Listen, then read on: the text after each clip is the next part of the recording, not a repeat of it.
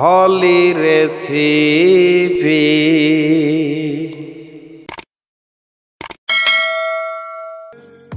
আসসালামু আলাইকুম, welcome back to my channel holy recipe. আজকে আমি পারফেক্টভাবে চুলাতে কিভাবে বিস্কুট তৈরি করতে হয় সেটাই দেখাবো।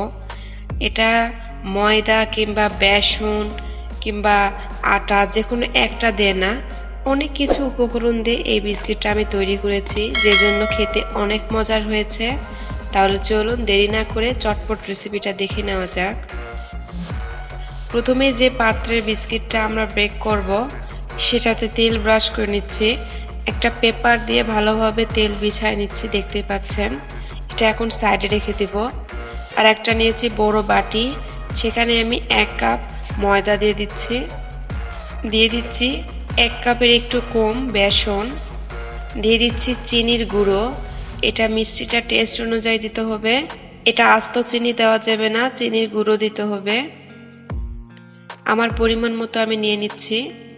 আর দিয়ে দিচ্ছি সয়াবিন তেল, এখানে আমি 1/2 কাপের মতো তেল দিচ্ছি। এবার দিয়ে দিচ্ছি বেকিং পাউডার, 1/2 চামচের মতো দিলাম। এবার সবগুলো একসঙ্গে মিশিয়ে নিচ্ছি।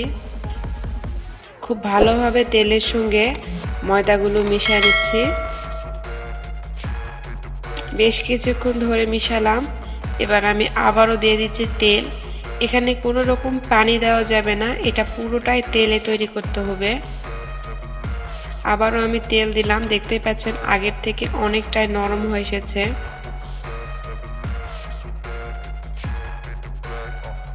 ঠিক যখন এরকম নরম হয়ে আসবে তখন আমি 2 চামচের মতো পানি দিয়ে দিব। এর থেকে বেশি পানি দেওয়া যাবে না, এটা কিন্তু পুরোটাই তেলেতেই করতে হবে। পানিটা দিয়ে আমি আবারও হাত দিয়ে খুব ভালোভাবে মাখায় নিচ্ছি। দেখতেই পাচ্ছেন আমাদের কিন্তু ডোটা রেডি। ঠিক এখন একটা একটা বিস্কুটের শেপ করে বানায় নেব। আমি এভাবে গোল করে নিচ্ছি, আপনারা চাইলে আপনাদের পছন্দ মতো শেপে নিতে পারেন।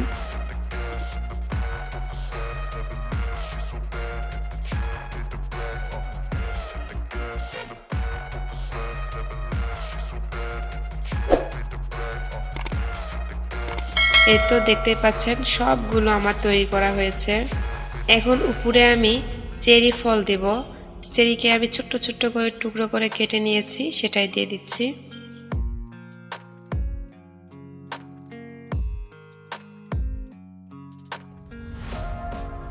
প্রথমে আমি বলেছি চুলাতে আমি এটাকে বেক করব, সেই জন্য একটা সসপ্যান নিয়েছি। সসপ্যানের নিচে কিছু আমি পেপার দিয়ে দিচ্ছি। এবার একটা স্ট্যান্ড দিয়ে দিচ্ছি, সেখানে আমি বিস্কুটের প্লেটটা দিয়ে দিব। এবার উপরে দিয়ে আমরা ঢাকনা দিয়ে দিব।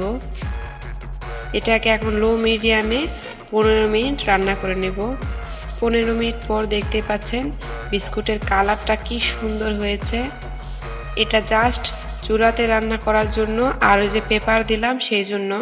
আপনারা চাইলে ইলেকট্রিক ওভেনেও করতে পারেন। যাদের বাসায় ইলেকট্রিক ওভেন নাই তারা সহজে চুলাতে করতে পারবেন, সেই জন্য আমার আজকের এই ভিডিওটা দেখানোর। আমার এই রেসিপি যদি আপনাদের ভালো লাগে থাকে তাহলে অবশ্যই আমার চ্যানেল সাবস্ক্রাইব করতে ভুলবেন না। তাহলে এখানেই বিদায় নিচ্ছি। খোদা হাফেজ।